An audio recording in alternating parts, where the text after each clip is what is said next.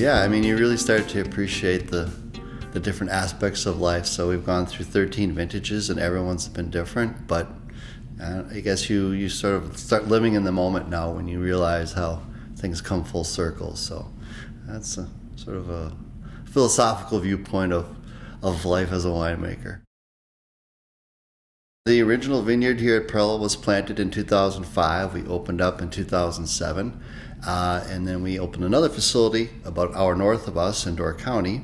But that no longer met what we wanted to achieve there. So now we have a new facility up in Door County with another 5-acre vineyard. So we've gone from producing about 2,000 cases a year to 11,000 cases a year, and we hope to continue to grow. We started this while I was an attorney. Both my wife and I were attorneys, and then we had 3 children under the age of 3 and 2 wineries, and I decided that really I should just focus on the winemaking. So I'd have no regrets about that. It's a noble profession, but the wine business tends to make people happier than the legal business. When compared to the other wineries of the world, we're just sort of a drop in the bucket.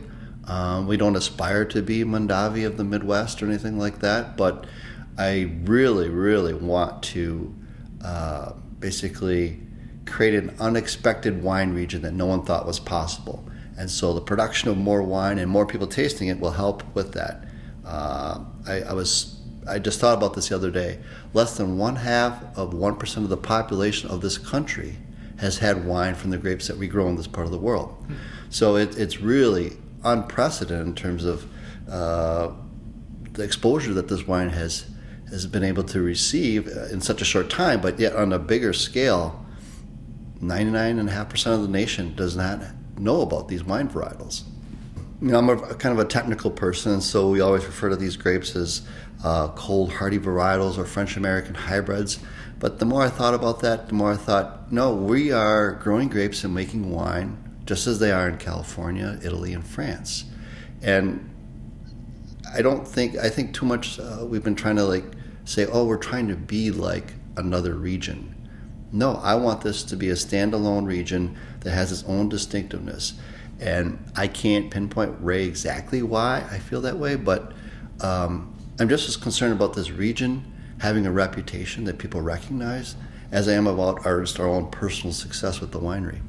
I think, you might say ignorance is bliss. Like if you had said, 14 years ago, before we put that first vine in the ground, you're going to have all these different challenges from the climate to marketing to scaling production up, I'd be like, well, yeah, maybe there's something that might be more financially rewarding, but I felt compelled to do it, and I still do, even though there's many days where a business analyst would say, what are you doing?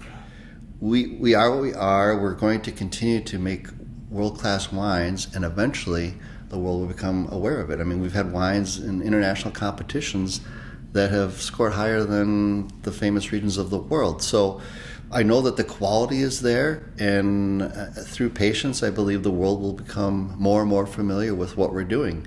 I don't think we have to wait as long as Italy and France, where you take the tour of the vineyard and they say we're the 10th generation here, and Champagne didn't become Champagne overnight.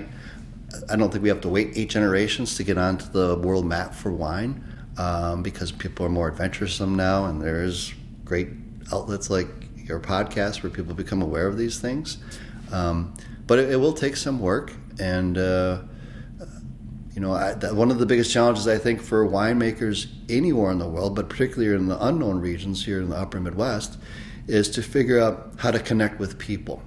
We sometimes talk way too much about the technical aspects of our wine, to the extent that I think we lose what the purpose of wine is, which is to enjoy, not to parse out all the details and compare our varietals versus California. And I think too many of us here in the Midwest have played into that game. We should just start telling our own story and not have to compare ourselves to other regions.